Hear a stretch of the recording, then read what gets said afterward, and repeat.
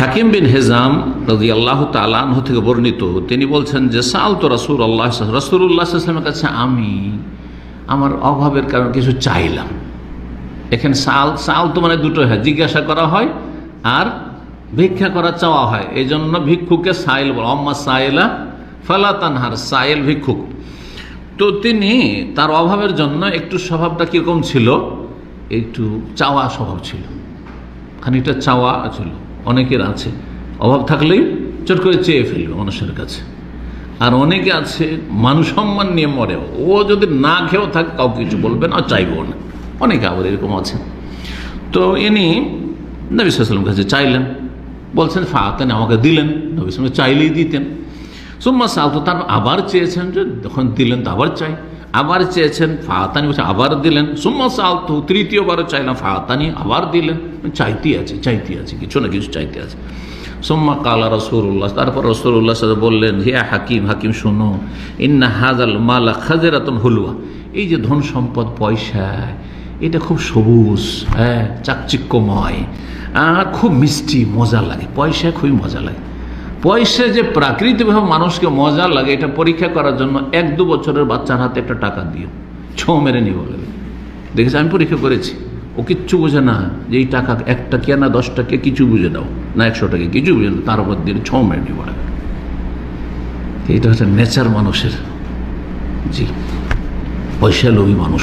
জি, কিন্তু লোভটাকে সংযত রাখতে হবে, হালালে সীমিত রাখতে হবে, আর খাই করতে হবে না, পরিতুষ্টি থাকতে হবে। এগুলো হচ্ছে কন্ট্রোল করা নিজেকে। আলহামদুলিল্লাহ, যা আছে আলহামদুলিল্লাহ।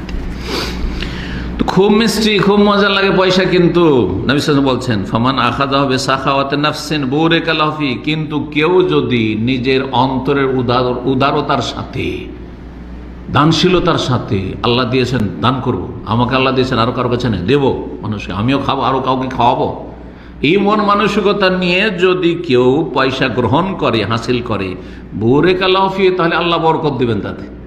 দেখেন, যে খরচ করে আল্লাহ বরকত দেয়, যে আল্লাহ আমাকে দিয়েছেন, আমি কক্ষিগত করে কেন রাখবো, অভাবীদেরকে খাওয়াবো, আমার দুর্বল ভাই বোনেরা আছে তাদেরকে মানুষ করবো ইত্যাদি। আবার এর বিপরীত অনেকে একটা পয়সা এদিক ওদিক যেতে দেবেন না, হ্যাঁ, আমার পয়সায় আমি কেন ওদেরকে মানুষ করবো, ওদের জন্য খরচ করবো, আছে না নেই? দুই রকমই আছে। বরকত কার হবে? যে খরচ করবে উদারতার সাথে। অমান আখাযা হবে ইসরাফে নাফসিন, আর যে লোভী হয়ে পয়সা নেই, পয়সার জন্য অত্যন্ত উদ্গ্রীব লোভী, লাম ইউবারাক লাহু, বরকত হবে না। যে পয়সার পিছনে ছুটবে, পয়সা পালাইবে, আর যে পয়সার উপরে একটু ভক্তি কম রাখবে, পয়সা ওর দিকে ঝুঁকবে। এটা হচ্ছে আল্লাহর নীতিমালা।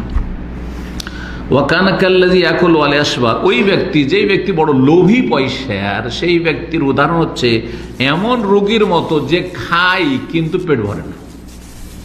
খেলে তো পেটটা ভরে যায়, পেটে তো আর বেশি আঁটবে না, কিন্তু মন ভরে না, যেটা কি বলা হয়, খাই মিটে না, খাই মিটে না, মন ভরে না, ওই রকম। ওয়াল ইয়াদুল উলিয়া খায়রুম মিনাল ইয়াদিস সুফলা, আর শুনে রাখো হাকিম, ওপরের হাতটা নিচের হাতের চাইতে অনেক ভালো। তুমি যদি দিতে পারো, এটা অনেক ভালো নেওয়ার চাইতে, হাত পাতার চাইতে। হাকিম বলছেন, ফাকুলতু ইয়া রাসূলুল্লাহ, হে আল্লাহর রাসূল, লজ্জা লেগেছে, বারবার চেয়ে ফেলেছে। নবী সাল্লাল্লাহু আলাইহি ওয়াসাল্লাম তো অল্প স্বল্প দেননি, চেয়েছে একটা উঁট দাও, নিয়ে যাও আরেকবার একটা উঁট নিয়ে নাও, এইরকম। এটা ভাববেন না যে দিয়ে মানে হয়তো এক মুষ্টি দিলেন, 10 টাকা দিলেন, 5 টাকা দিলেন, না, আমাদের মতো না। চাইতে এসে একটা উঁট ধরিয়ে দিয়ে যাও, একটা উঁট নিয়ে যাও, চাইতে এসে আবার আর একটা উঁট ধরিয়ে দিস, আর ধরে আর একটা উঁট, আর 3 বারে একটা লোকের আর কয়টা বাহন লাগে? ধরেন একটা গাড়ি যদি আমার হয়ে যায়, আর কি চাই, 3টা গাড়ি দরকার হবে, হ্যাঁ। যার মানে লোভের শেষ নেই, সে ওইরকম চিন্তা করবে, একটা ছোট চাই, একটা মাঝারি সাজে, আর একটা আবার জিএমসি চাই, ঠিক না? লোভের শেষ আছে, করছো মানুষ এরকম। তো হাকিমের হুঁশ হয়েছে যে আমি আসলে বেশি লোভ করে ফেলেছি। বলছে, ইয়া রাসূলুল্লাহ, ওয়াল্লাযী বা'আসাকা বিল হক, সে আল্লাহর কসম করে বলছে যিনি আপনাকে সত্য সহকারে প্রেরণ করেছেন, লা আরজাউ আহাদান বাদাক হাত্তা ফারিকাদ দুনিয়া, আমি যতদিন এই দুনিয়া থেকে বিদায় না নিব, না মরব, ততদিন পর্যন্ত আপনার সাথে ওয়াদা করছি যে আমি কারো কাছে একটা পয়সাও চাইব না, কারো কাছে আমি ভিক্ষা করবো না, চাইবো না, সাহায্য চাইবো না। আল্লাহু আকবার। এটা নবী সাল্লাল্লাহু আলাইহি ওয়াসাল্লামের তরবিয়ত, নবী সাল্লাল্লাহু আলাইহি ওয়াসাল্লামের মানুষকে যে সুশিক্ষা। আর এটা হচ্ছে দাওয়াতের বরকত, এটার নাম বরকত। দেখেন অনেক সময় হয় কি, মানুষের দিনদারি তাকওয়া পরহেজগারি থাকলে একটা ছোট্ট কথাও মানুষের অন্তরে নেমে যায়, হেদায়েত হয়ে গেল। কিন্তু যেই ব্যক্তি দাওয়াত দেয় তার যদি দিনদারি তাকওয়াতে অভাব থাকে তো কথাতে তাসির থাকে না। মেলা বড় বড় আলেম দেখেছি আর বড় বড় বক্তা দেখেছি, দিনদারি তাকওয়াতে ত্রুটি থাকার কারণে তাদের দ্বারা মানুষ হেদায়েত হয়নি। রেজাল্ট অনেক ভালো ছিল পড়াশোনায়, কিন্তু দাওয়াতের ময়দানে নামতে পারেনি, অথবা কোনো রকমের বরকত দেখা যায়নি। পয়সা হয়েছে কিন্তু দাওয়াতি কোনো তাসির নেই। বুঝতে পেরেছেন? সুতরাং যদি আপনি চান যে আপনারও একজন দায়ী, আপনার গ্রামে কি আপনি দায়ী, আর কেউ নেই, আপনি সেইখানে, ওখানে আমিও থাকবো না, আর আপনার চাইতে সিনিয়র যে ভাইরা ওরাও থাকবে না। আপনি যত ভালো মানুষ হবেন, যত নেক নিয়ত রাখবেন, তত বেশি আপনার কথাতে তাসির হবে, সুপ্রভাব পড়বে। তো সুবহানাল্লাহ, একটি কথাতে নবী সাল্লাল্লাহু আলাইহি ওয়াসাল্লাম বললেন যে দেখো, পয়সা খুব কিন্তু স্বাদের, মজা লাগে আর চাকচিক্যময়, কিন্তু লোভ সামলে রাখবে পয়সার ক্ষেত্রে। তারপরে আবু বকর সিদ্দিক রাদিয়াল্লাহু খলিফা হইলেন, 2.25 বছর থাকলেন। ইয়াদু হাকিম বিন হেজাম সবাইকে দিচ্ছেন, কারণ অঢেল ধন সম্পদ আসছে খেলাফতে, মেলা ধন সম্পদ আসছে, জেহাদের ময়দান থেকে আসছে, তো আপনার গনিমাত, ফেই, আর তারপরে আরও সব যেসব খারাজ ট্যাক্স আসছে, জিজিয়া আসছে, অভাব নেই বাইতুল মালে। আল্লাহু আকবার। ইসলাম দুনিয়ার উন্নতিতে বাধা নয়, বরং দুনিয়ার আসল বরকত ইসলামে আছে। এইটা জাহেলরা বুঝে না, এটা যারা সেকুলার তারা বুঝে না, দুনিয়ামুখী তারা বুঝে না। একজন দিনদার ঠিকই বুঝে, মানসিক শান্তি আছে, অল্পতে পরিতুষ্টি আছে, খুব শান্তি আছে। আলহামদুলিল্লাহ রাব্বিল আলামিন। আল্লাহ বরকত দান করুন আপনাকে। আবু বকর সিদ্দিক রাদিয়াল্লাহু সবাইকে ডাকতেন, নিয়ে যাও। হাকিমকে বলতেন যে আসো, নিয়ে যাও, সবাইকে দিচ্ছি, কেন তুমি কেন আসো না, তুমি কোনো সময় আসো না, চাও না, নিও না। ফায়াবা আন ইয়াকবালাহু, বলছে আমি নিব না, আমার লাগবে না কিছু। আল্লাহ, অভাব আছে, না লাগবে না, আমি ওয়াদা করেছি আমার নবীর সাথে সাল্লাল্লাহু আলাইহি ওয়াসাল্লাম। সুম্মা ইন্না ওমর 10 বছর বেশি, 10.5 বছর। ওমর রাদিয়াল্লাহু তাআলা তার জামানে আরো খেলাফত ধনী হয়ে গেছে, বাইতুল মালে ধন সম্পদের অভাব নেই, অঢেল ধন সম্পদ। ওমর রাদিয়াল্লাহু তাআলা তাকে ডাকতেন লিইউতিহু, দেওয়ার জন্য। ফাআবা আন ইয়াকবালা মিনহু শাই'আন, কোনো কিছু নিতে চাইতেন না, অস্বীকার করতেন, আমি নেব না, আমার লাগবে না।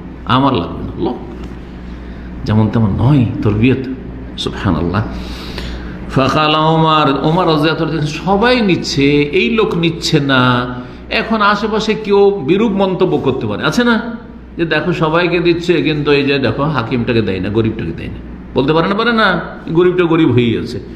তখন ওমর রাদিয়াল্লাহু একদিন বলছেন দরবারে, ইন্নী উশহিদুকুম ইয়া মাশারাল মুসলিমিন, হে মুসলিম মুহাজিরিন আনসার, তোমাদেরকে আমি সাক্ষী রাখছি আল্লাহ হাকিম, এই হাকিম বিন হেজাম সম্পর্কে, আন্নি আরিজু আলাইহি হাক্কাহু মিন হাযাল ফাই, এ ফাইয়ের অঢেল ধন সম্পদ আসছে, আর তার যে অধিকার আছে, হক আছে, প্রাপ্য, তা দেওয়ার জন্য বারবার তার সামনে পেশ করছে, নিয়ে যাও।